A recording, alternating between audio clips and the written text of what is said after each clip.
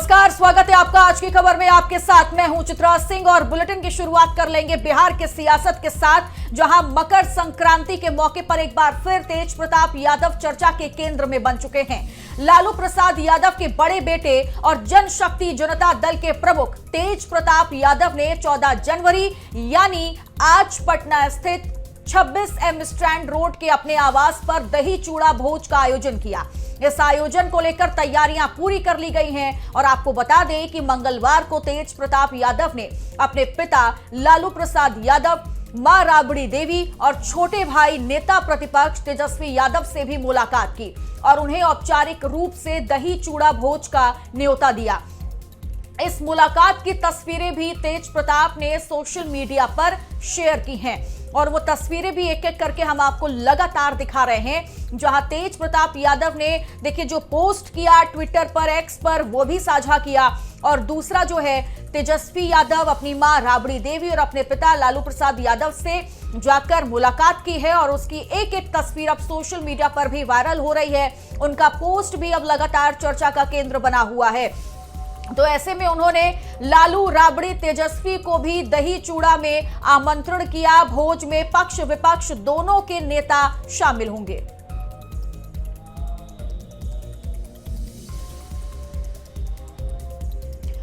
और इसी खबर पर तमाम जानकारी देने के लिए हमारे रेजिडेंट एडिटर कुंदन कृतज्ञ जी जुड़ चुके हैं। कुंदन जी, इससे पहले लगातार जब जब मकर संक्रांति आती है तो निश्चित तौर पर हम बिहार में ये जरूर देखते हैं कि दही चूड़ा भोज का आयोजन होता है और वहां पर बड़े से बड़े नेताओं को आमंत्रित किया जाता है। ठीक इस बार भी ऐसा हो रहा है, लेकिन इस बार जो चर्चा है वो चर्चा तेज प्रताप यादव को लेकर के है। इस पर क्या कुछ बिहार के सियासत में देखने को मिल सकता है? देखिए, दही चूड़ा भोज के बहाने तेज प्रताप यादव कई तरीके से राजनीति को साधने की कोशिश कर रहे हैं और सबसे अहम बात यह है कि तेज प्रताप यादव ने जिस तरीके से अपने सोशल मीडिया हैंडल्स पे कल की तस्वीरों को साझा किया है। तेज प्रताप यादव की स्थिति बिहार चुनाव के समय ऐसी थी कि लालू परिवार ने उन्हें बेदखल कर दिया था और राजद से भी उन्हें निकाल बाहर किया गया था। 6 सालों के लिए पार्टी से निलंबित कर दिया था। इस स्थिति में आपको बता दें कि तेज प्रताप यादव राजनीति में एक तरीके से पुनर्वापसी कर रहे हैं और इस पुनर्वापसी के दौरान कल उन्हें विजय कुमार सिन्हा जो बिहार के उप मुख्यमंत्री हैं, उनके साथ उनके दही चूड़ा भोज में देखा गया था और आज उन्होंने खुद से दही चूड़ा भोज का आयोजन किया है। और इस आमंत्रण के दौरान जो उन्होंने सोशल मीडिया हैंडल पे दिखाया है कि अपनी भतीजी कात्यायनी के साथ वो दुलारते पुचकारते नजर आ रहे हैं। साथ ही अपने माता पिता को निमंत्रित किया है, तेजस्वी यादव के साथ तस्वीरों को साझा किया है। तो कहा यह जा सकता है चित्रा कि मकर संक्रांति के भोज के बहाने बिहार में नए राजनीतिक समीकरण या सियासी समीकरण जो है वह उभरता हुआ नजर आ रहा है। अच्छा, एक चीज जो है वो समझने की जरूरत है कुंदन जी, वो ये कि हमने अगर आरजेडी से एक बड़े चेहरे को एक बड़े ओहदे में उस पार्टी को बनाने में अगर सबसे बड़ा योगदान रहा वो लालू प्रसाद यादव का रहा। अब ऐसे में भले ही तेजस्वी यादव उस भूमिका को अब निभा रहे हैं, आरजेडी को आगे बढ़ाने की भूमिका तय कर रहे हैं, लेकिन उनके बड़े बेटे इससे कहीं दूर रहे।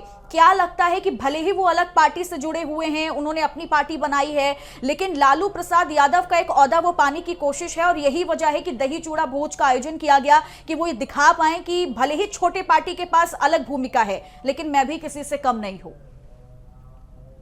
देखिए, तेज प्रताप यादव जब तक आरजेडी में थे तब तक उन्होंने कहीं ना कहीं तेजस्वी के साथ अपनी एकजुटता को दिखाया, प्रदर्शित किया।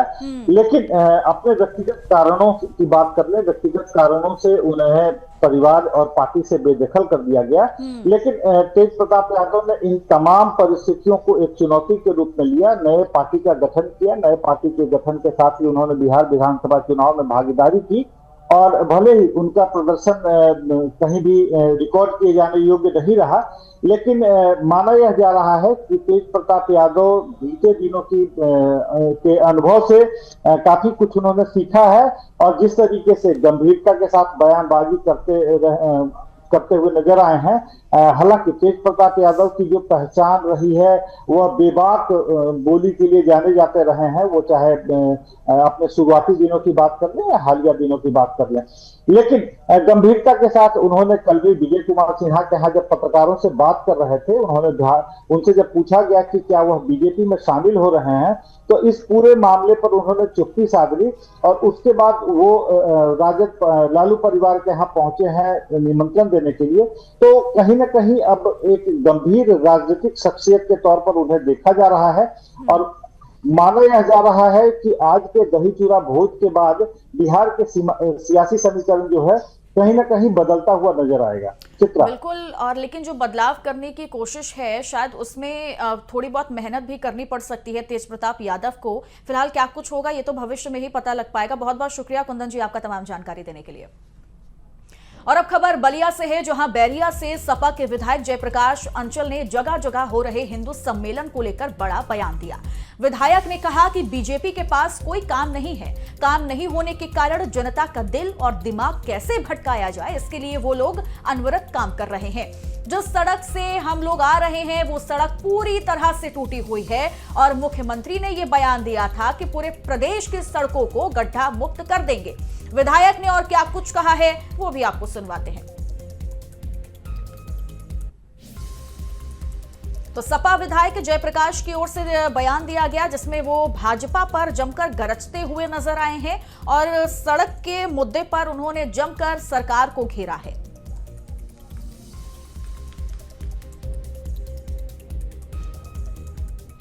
भारतीय जनता पार्टी के पास कोई काम नहीं है। अब काम न होने के कारण जनता का दिल दिमाग कैसे भटकाया जाए इसके लिए अनवरत वो लोग काम कर रहे हैं। ये सड़कें, जिस सड़क से हम लोग आ रहे हैं सड़कें टूटी है, तो माननीय मुख्यमंत्री जी ने बयान दिया था कि हम पूरे प्रदेश की सड़कें गड्ढा मुक्त कर देंगे। ये सड़क की दशा इतनी खराब है कि इस पर मोटरसाइकिल आए दिन गिरती हैं और आम जनता को तकलीफ होती है। तो सरकार सड़क बनाने पर दिल दिमाग नहीं लगा रही है, बल्कि वो हिंदू मुस्लिम भारत पाकिस्तान करके लोगों का दिल दिमाग डाइवर्ट करना चाहती है। अरे इस देश, भारत देश धर्मनिरपेक्ष देश है। इस देश में कौन हिंदू है, कौन मुसलमान है, कौन सिख है, कौन ईसाई है, उसको अपने पूजा, इबादत, नमाज, ज़कात करने के लिए कोई प्रतिबंध नहीं है। तो आप धर्म की राजनीति क्यों कर रहे हैं? और अब आगे बढ़ेंगे, जहां कोडीन कफ सिरप की तस्करी के मास्टरमाइंड वाराणसी के शुभम जायसवाल और आकाश पाठक के खिलाफ रेड कॉर्नर नोटिस जारी हो चुका है। एसआईटी ने इस नोटिस के लिए सीबीआई से देखिए अनुरोध किया था। इस प्रकरण के तूल पकड़ते ही शुभम जायसवाल अपने परिवार और अपने साथियों के साथ दुबई भाग गया था। एसआईटी इन दोनों के प्रत्यर्पण के लिए लगातार प्रयास भी कर रही है और इस मामले में अन्य आरोपियों की भी तलाश तेज कर दी गई है। ईडी विदेश मंत्रालय के जरिए शुभम और आकाश को दुबई से भारत लाने की कोशिश में लगातार जुटी हुई है और इस मामले की जांच के लिए गठित एसआईटी के अनुरोध पर सीबीआई ने रेड कॉर्नर नोटिस जारी कर दिया है। यानी अब इसके बाद दोनों आरोपी जो हैं वो किसी और देश की यात्रा नहीं कर पाएंगे, दूसरे देश की यात्रा करना मुश्किल हो जाएगा। दुबई में शुभम और आकाश के प्रत्यर्पण की कवायद भी अब तेज हो चुकी है। तो लगातार शुभम, आकाश को पकड़ने के लिए एसआईटी भी अपनी पूरी कोशिश में लगी हुई है और यही वजह रही कि एसआईटी ने सीबीआई से अनुरोध किया कि रेड कॉर्नर नोटिस को जारी किया जाए, जिसके बाद शुभम जायसवाल, आकाश पाठक कहीं बाहर ना जा सके। यानी अभी तो वो दुबई में है, दुबई में छिपकर बैठे हुए हैं, लेकिन दुबई के अलावा वो किसी और देश की यात्रा ना कर पाए, इसलिए ये नोटिस जारी करने का अनुरोध किया गया और अब इस नोटिस को जारी कर दिया गया है।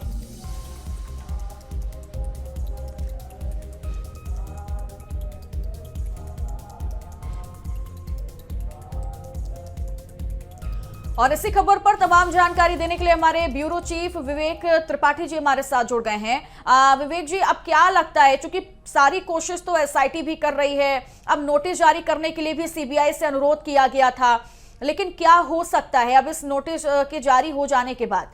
आवाज आ रही है आपको विवेक जी?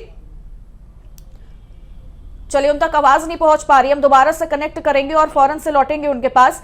लेकिन ये बड़ी जानकारी और बड़ी खबर हमने कोडीन कफ सिरप मामले से जुड़ी हुई आपको बताई।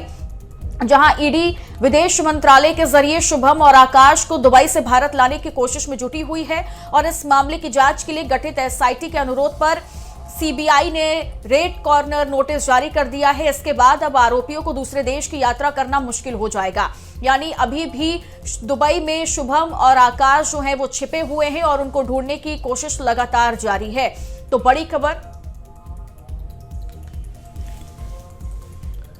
खबर कोडीन कफ सिरप मामले से जुड़ी हुई आपको बता रहे हैं, जहां लगातार शुभम जो मुख्य सरगना है उसे पकड़ने के लिए सारी कोशिश में एसआईटी प्रशासन और जुटी हुई है, लेकिन वो अभी भी गिरफ्तारी उसकी नहीं हो पाई है। अभी भी वो गिरफ्त से काफी दूर है और ऐसे में अब सीबीआई से अनुरोध किया गया रेड कॉर्नर नोटिस जारी करने के लिए, जो कि अब जारी हो चुका है।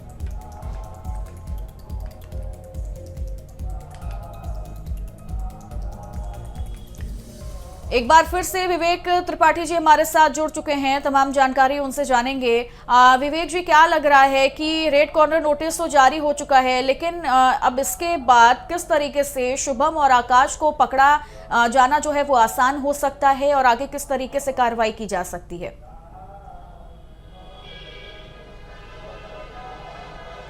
देखिए, बिल्कुल एसआईटी ने सारी औपचारिकताएं पूरी करके सीबीआई से अनुरोध किया था। चूंकि रेड कॉर्नर नोटिस जारी करने की प्रक्रिया सीबीआई है और उसके बाद चूंकि ये मामला इंटरनेशनल है, शुभम और अमित जो दोनों हैं वो इस आकाश पाठक, माफ़ कीजिएगा, आकाश पाठक दोनों इस समय दुबई में हैं और इनको ही पूरे कोडीन कफ सिरप की तस्करी के मामले का किंगपिन कहा जा रहा है। भागे हुए हैं, तलाश हो रही है, एफआईआर दर्ज है और एक नहीं कई एफआईआर दर्ज है। यूपी में अलग अलग जनपदों में एफआईआर है। ऐसे में इनका सामने आना बहुत ज़रूरी है। चूंकि इस मामले को लेकर विपक्ष भी सरकार पर सवाल उठा रहा है। अखिलेश यादव भी अपने बयानों में इस कोडीन कफ सिरप के मामले का जिक्र करते रहते हैं। तो ऐसे में ज़रूरी है कि मुख्य आरोपी तक एसआईटी का पहुंचना और तमाम जो इनके पीछे बड़ा नेटवर्क है उसको सामने लाना। मुख्यमंत्री योगी आदित्यनाथ ने भी सदन में ही कहा था कि किसी भी सूरत में कोडीन कफ सिरप तस्करी के मामले में जो आरोपी हैं उनको बख्शा नहीं जाएगा, उनको गिरफ्तार किया जाएगा। तो एसआईटी गठित की गई थी, एसआईटी ने जांच की है इसकी और अब एसआईटी ने सीबीआई से आग्रह किया कि वो रेड कॉर्नर नोटिस जारी कर दे शुभम जायसवाल और आकाश पाठक के खिलाफ। नोटिस जारी हो चुका है। हालांकि दुबई में दोनों बैठे हैं और वहां से दोनों के प्रत्यर्पण की कोशिश की जा रही है, लेकिन ये प्रत्यर्पण इतना आसान नहीं होगा। दुबई में जितने भी आरोपी जाते हैं, लोग देश छोड़कर भागते हैं, चाहे वो शाइन सिटी का मालिक राशिद नसीम हो या ऐसे तमाम गुड्डू मुस्लिम जो प्रयागराज में वकील हत्याकांड का मुख्य आरोपी था, बम बरसाते हुए उसके जिसके वीडियो वायरल हुए थे, सीसीटीवी फुटेज में उसके तस्वीरें आई थी। वो गुड्डू मुस्लिम अतीक का जो खास शूटर हुआ करता था वो भी दुबई में है। इनको भी वापस लाना आसान नहीं हो रहा है। उमेश पाल हत्याकांड का काफ़ी समय लेकिन गुड्डू मुस्लिम का पता नहीं चला है। इसी तरह से राशिद नसीम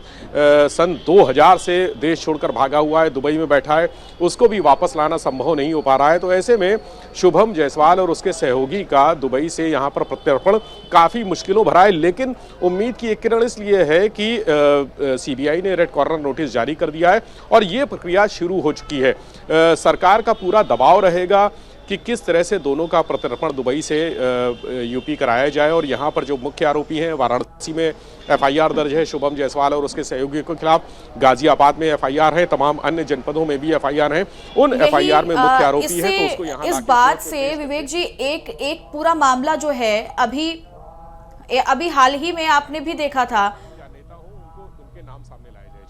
हाँ, अभी आपने हाल ही में देखा था कि जब लूथरा ब्रदर्स का पूरा मामला सामने आया था, वो लोग थाईलैंड बैंकॉक में जाकर छिप गए थे और वहां से वहां की पुलिस ने किस तरीके से होटल में उन दोनों को पकड़ा था और फिर उन्हें दोबारा से इस देश में लाया गया था।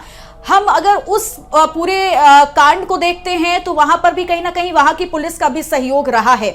ऐसे में ये अगर जो दुबई का आप जिक्र कर रहे हैं तो ये तो बहुत मुश्किल हो जाएगा आने वाले वक्त में, यानी उन लोगों को पकड़ा भी नहीं जा सकेगा और वो आजीवन ऐसे ही दुबई में छिपे बैठे रहेंगे और ऐसे ही लगातार नोटिस पे नोटिस जारी किया जाएगा।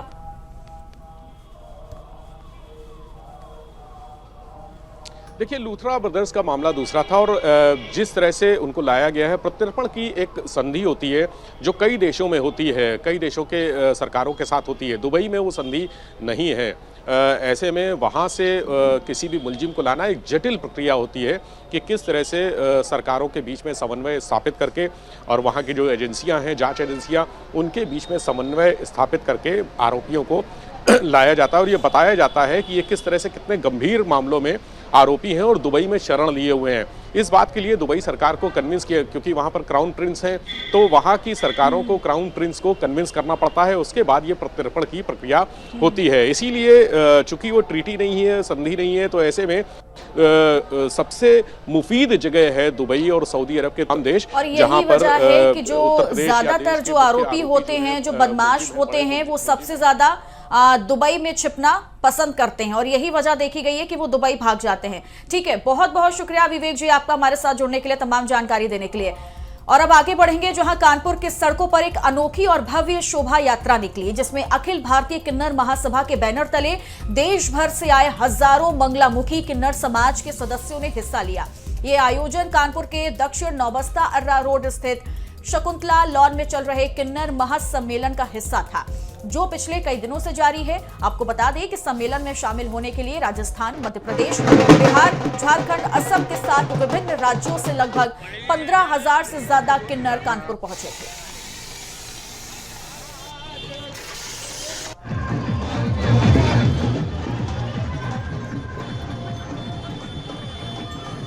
खबरों में आगे बढ़ेंगे, जहां जो देश भर में मकर संक्रांति की धूम देखी जा रही है। कड़ाके की ठंड पर आस्था भारी पड़ रही है। सुबह सवेरे से ही गंगा घाटों पर श्रद्धालुओं का सैलाब उमड़ा हुआ है। प्रयागराज, वाराणसी, अयोध्या से लेकर हरिद्वार तक श्रद्धालुओं में भारी उत्साह देखने को मिल रहा है। आपको बता दें कि प्रयागराज में चल रहे माघ मेले में इस बार मकर संक्रांति स्नान पर श्रद्धालुओं की भारी भीड़ उमड़ी हुई है। सुबह 8 बजे तक 15 लाख श्रद्धालुओं ने संगम में पवित्र डुबकी लगाई। उधर सुरक्षा के लिहाज से चप्पे चप्पे पर सुरक्षा बलों की तैनाती भी की गई है।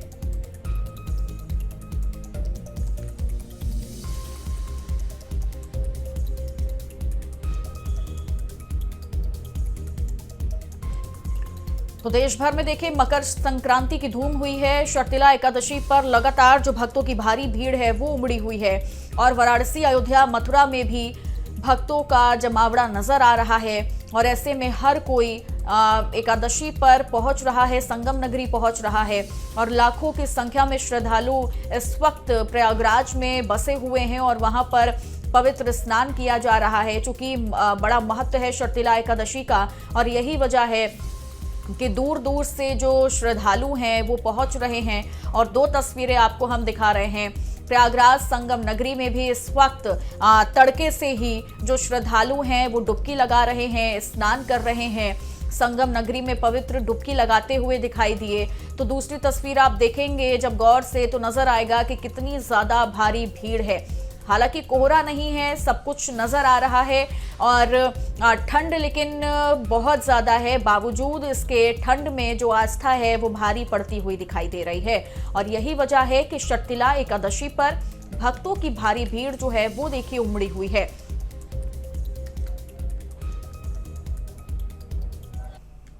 हमें यहाँ बहुत अच्छा लगा। यहाँ का व्यू बहुत अच्छा है। हम यहाँ स्नान करने आए हैं और हम यहाँ पे अभी दर्शन करने जाएंगे। यहाँ पे बहुत अच्छी व्यवस्था है। यह नया नया मंदिर बना है। यहाँ पे हमें बाकी मंदिरों से बहुत।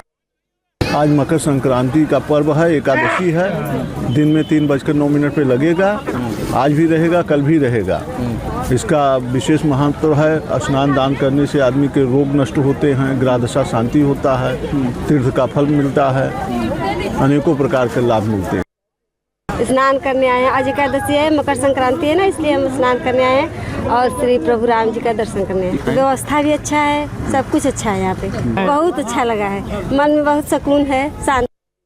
आप लोग सर यहाँ पे मकर संक्रांति का स्नान करने आया हूँ, प्लस प्रभु श्री राम जी का दर्शन करने आया हूँ। मकर संक्रांति जो सनातन धर्म का हमारा परंपरा है, तो सर हमारा परंपरा है मकर संक्रांति पे दान देना, स्नान करना, वो तो अपना हिंदू धर्म है। सर बहुत अच्छा लगा और अयोध्या आने का तो सर हर किसी इंसान को तमन्ना रहता है।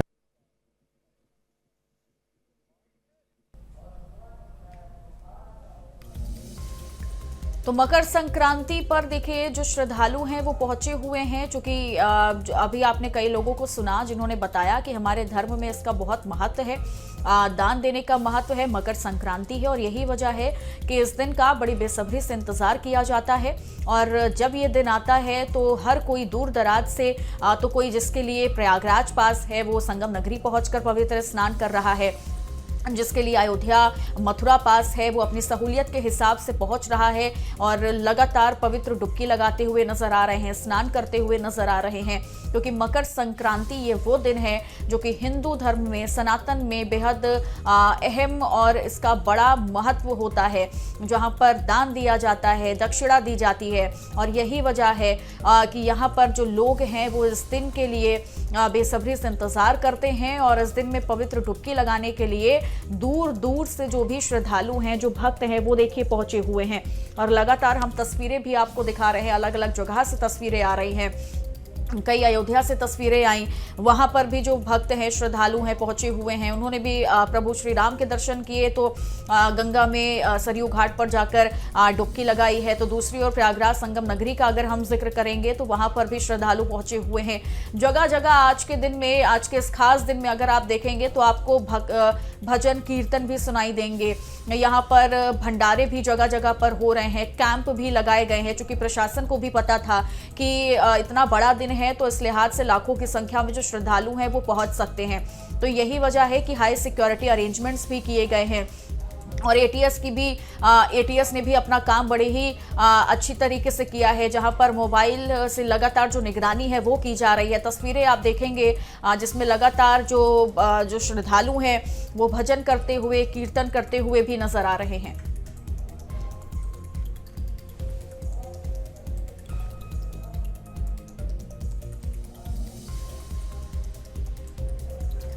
और जसवीर सिंह और दीपक चौबे हमारे साथ अलग अलग जगह से जुड़ गए हैं तमाम जानकारी के साथ। जसवीर, पहले आपका रुख करूंगी, आप बताइएगा कि इस वक्त किस तरीके से हरिद्वार से लेकर जगह जगह पर हलचल है और कितनी बड़ी संख्या में श्रद्धालु पहुंचे हुए हैं वहां। देखिए चित्रा, जिस तरह से मकर संक्रांति का एक महत्व है और देश भर में ये त्योहार धूमधाम से मनाया जा रहा है, खासकर सनातनी लोग जो है इस त्योहार, सनातनी लोगों में इसका ज्यादा महत्व है। आपने देखा भी होगा कि देश के कई हिस्सों में, खासकर प्रयागराज हो या फिर अयोध्या हो और वाराणसी और हरिद्वार, जो हरि की नगरी कहा जाता है, हरिद्वार में तो आपने देखा होगा इसकी मान्यता इससे भी ज्यादा है, क्योंकि वहाँ हर की पौड़ी है और जो इस मौके पर स्नान करते हैं यानी 3 डुबकी लगाते हैं तो कहीं ना कहीं एक बड़ा पुण्य कमाते हैं। और ये स्थिति 3 दिन पहले शुरू हो जाती है। जो लोग इस स्नान के लिए आते हैं तो हरिद्वार में 3 दिन पहले से ही लोगों का आना जाना शुरू हो जाता है, खासतौर पर वो लोग जो 1 साल से इसका इंतजार करते हैं। तो आपने देखा होगा कि जिस तरह प्रशासन ने तैयारी की है, 1 दिन पहले ब्रीफिंग कर दी गई थी, तमाम ड्यूटियां लगाई गई हैं, क्योंकि बड़ी भारी भीड़ बहुत तादाद में यहाँ से श्रद्धालु पहुंचते हैं। और कड़ाके की ठंड के बावजूद भी जो एक तरफ देखा होगा आपने, तस्वीरों में नजर आ रहा है कि कोहरा भी आया हुआ है, लेकिन उसके बावजूद भी लोग डुबकी लगा रहे हैं और एक धर्म लाभ का उठा रहे हैं। यानी जो इसका महत्व है मकर संक्रांति का, उसका सही मायने में जो उसका एक निर्धारित समय है उससे डुबकी यानी स्नान का जो एक मुहूर्त है वो शुरू हो जाता है और फिर ये पूरे दिन आज ये स्नान चलेगा और ये भीड़ भी लगातार बढ़ती रहेगी। हरिद्वार का जो हरिद्वार ही नहीं, चूंकि जितनी भी धर्म नगरी हैं अलग अलग जगह पर यही हलचल नजर आ रही है। अगर हम वाराणसी काशी विश्वनाथ की बात करें दीपक, तो वहां पर कैसी हलचल है, क्या व्यवस्थाएं हैं प्रशासन की और कितनी संख्या में श्रद्धालु पहुंचे हुए हैं? जी बिल्कुल चित्रा, धर्म अध्यात्म की नगरी काशी में जो आस्था का सैलाब है वो कहीं ना कहीं मकर संक्रांति पर साफ तौर पे झलकता दिख रहा है। आपको बताते लाखों की संख्या में पर्यटक और श्रद्धालु आ रहे हैं जो पवित्र नगरी में आस्था की डुबकी लगा रहे हैं। यूं कह लिया जाए कि मकर संक्रांति हिंदू धर्म और जो है कि इसमें काफी अच्छी मान्यताएं होती हैं। आज के दिन ये भी कहा जाता है कि मकर संक्रांति में अगर आप स्नान कर रहे हो और स्नान करने के बाद दान पुण्य कर रहे हो तो आपके सारे पाप जो है वो कट जाते हैं। यूं कह लिया जाए कि सूर्य भगवान की आराधना करने से भी बहुत सारी मान्यताएं जो है वो देखने को मिलता है। तो देखिए, आपको बता दें सुबह से ही लाखों की संख्या में पर्यटक और श्रद्धालु आ रहे हैं जो आस्था की डुबकी काशी के गंगा में लगाते नजर आ रहे हैं। वहीं साथ ही साथ डुबकी के साथ ही साथ बाबा के प्रांगण में हर हर महादेव का उद्घोष भी गूंजता नजर आ रहा है। पूरी जगह पे सुरक्षा व्यवस्थाओं की अगर बात की जाए तो वाराणसी कमिश्नरेट की तरफ से, जल पुलिस की तरफ से, एनडीआरएफ की तरफ से तमाम वो सुविधाएं हैं जो कि पूरी तरीके से सभी 84 घाटों पर जो है वो दिया गया है। आपको बता दें कि महिलाओं की सुरक्षा दृष्टिगत 84 घाटे हैं जिसमें स्नान के बाद जो महिलाएं होती हैं उनके लिए विधिवत चेंजिंग रूम की व्यवस्थाएं की गई हैं। सीधे तौर पर यह भी देख लिया जाए चूंकि माघ मेला का दौर चल रहा है, ऐसे में पर्यटक और श्रद्धालुओं का जन सैलाब काफी भारी संख्या में उमड़ रहा है। ठीक है, और ये उम्मीद भी लगाई जा रही है कि ये संख्या जो है वो और ज्यादा बढ़ सकती है। बहुत बहुत शुक्रिया दीपक और जसवीर, आप दोनों का तमाम जानकारी देने के लिए। और इस बुलेटिन में इतना ही। आप देखते रहिए आज की खबर। नमस्कार।